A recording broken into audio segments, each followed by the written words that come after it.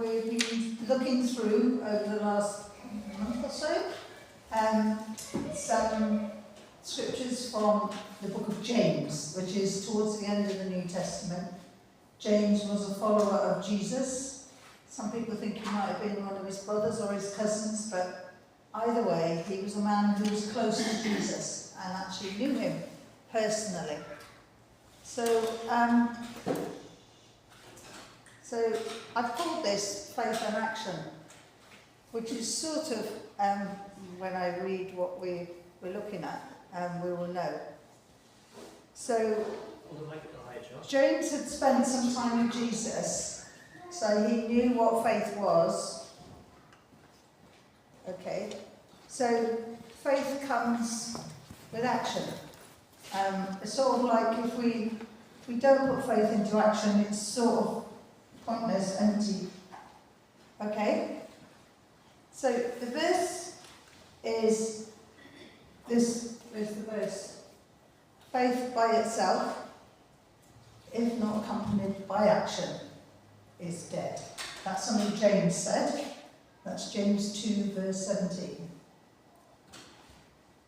Okay? And there are various versions, some you may be more familiar with, those who've been around.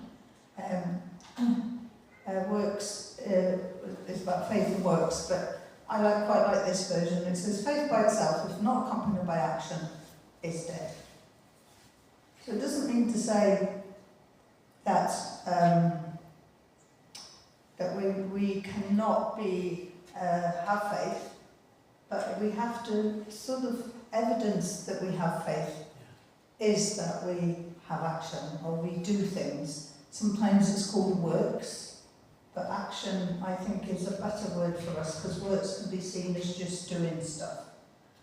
So for one of those things, I think it's really good to look at how it affects us in our daily lives. So, okay, who, hands up, if you've been fooled by copycat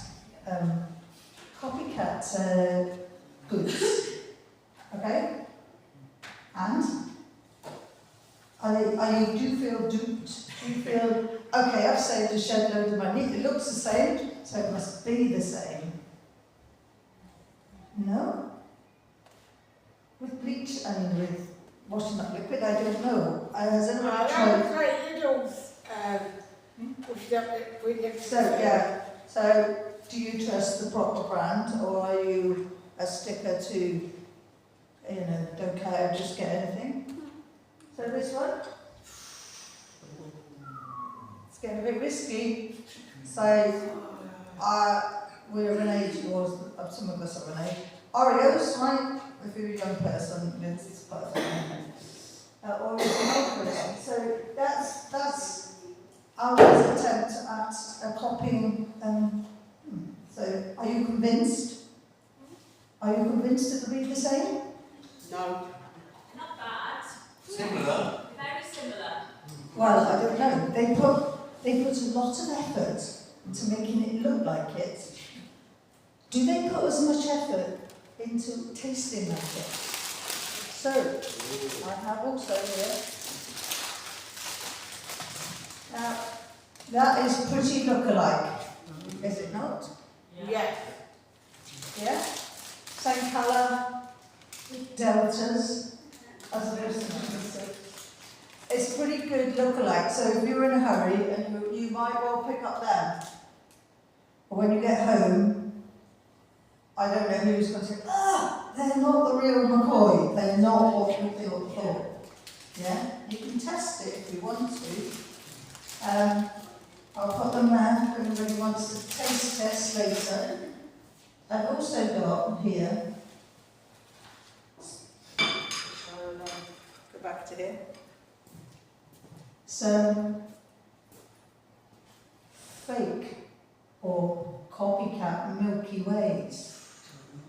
Okay, so I want you, if you want to have a go, and assess whether or not they're any good. Okay, so you can pass them around and say whether or not you think they're any good. So come on that way. Or that way. Are we convinced? Well, I confess, I was convinced. Because I went shopping and I was convinced I'd picked up that and I'd actually picked up that. Yeah?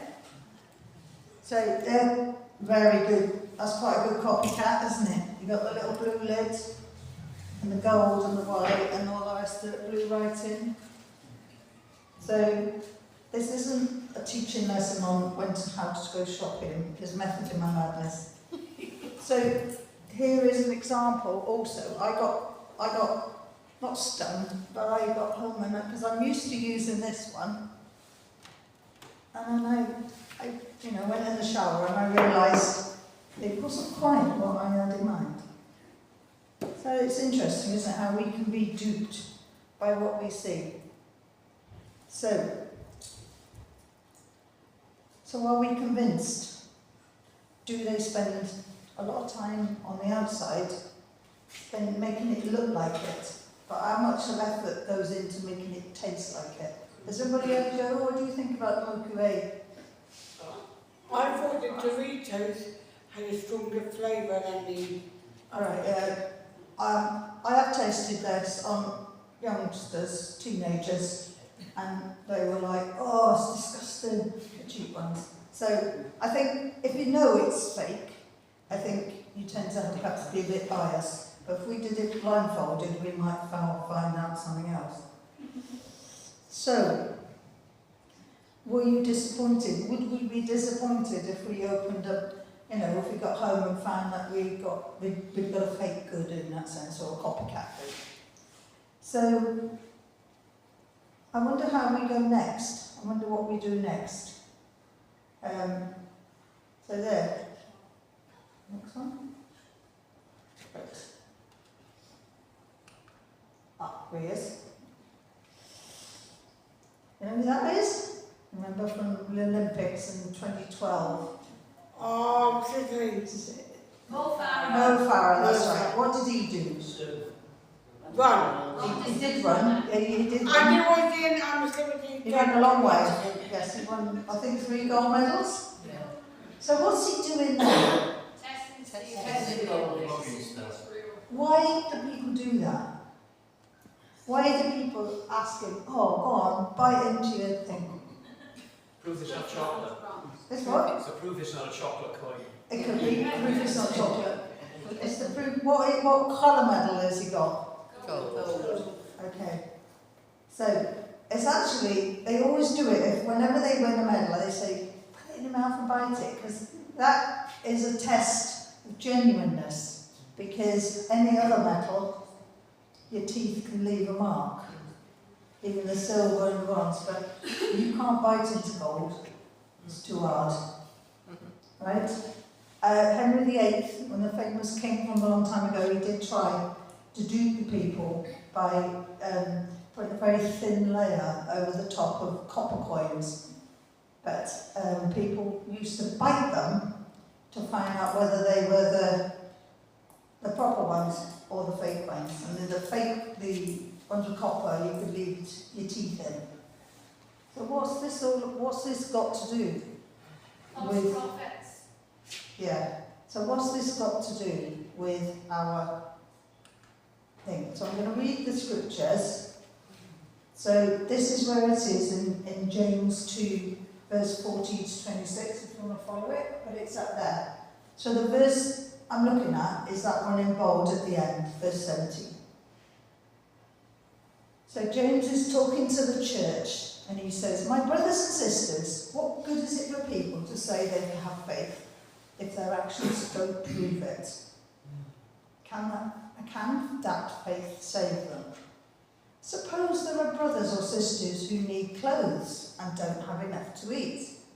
What good there is if you say to them, God bless you, keep you warm and eat well, if you don't give them the necessities of life. So it is with faith. If it is alone and includes no actions, then it's dead. So what James there is saying, right, So to say it, oh, you know, you can see somebody who's maybe, you know, you might know that find somebody in town who's busking, or somebody who is homeless. You can say, oh, bless you, my brother. That's not a bad thing to do, but what James is saying here, just to do that and not follow it up with stuff, is a bit fake, basically. He's before the days of fake news, is our James, but he probably wouldn't have been a great fan of fake news, would he? Because he would have said, oh, you know, you can't have one and not the other. For Christians to say, we love our enemies, and then take lawsuits out against people, or we say, we know somebody who hasn't got enough money, and we say, oh bless you, I hope you find money, but we don't actually help them, then we're sort of being a bit fake. So a bit like the fake goods, not really getting what you think. The outside doesn't really fit with what's on the inside. Us as people of God need to be genuine and what's the word, gold standard. So, for the next, so that last verse there, so I'm going to read the next bit, and then just to follow it up, okay? And it says, but someone will say, one person has faith and another has actions. My answer is, show me how anyone can have faith without actions. I will show you my faith by my actions. There's a lot of actions and lots of words there. So, what James is saying there, he's saying, yes, one has faith, and the other so one is, one does. My answer is, show me how anyone can have faith if it's not followed up with actions. Yeah? So if we were Swansea City gear, and we don't support Swansea City, it's not genuine, is it? Do you know what I mean? It looks nice, but we're not really supporting them. In the same way, just coming to church, but not actually doing something about all the things that we've been learning about, loving people, holding, loving people more than ourselves, and all those things which are very, tell us when we're genuine. It's the genuineness of Jesus that we need to show. So he goes on, do you believe that there's only one God? Good, there is. The demons also believe this and tremble with fear. You fool, do you want to be shown that faith without actions is useless? And then he gives an example, I've written in bold there. It's a story about Abraham. Abraham was way before Jesus. After the Garden of Eden and Adam and Eve, after a bit, then there was Abraham. And God made him a promise. And he promised him, and Abraham took God at his word, right?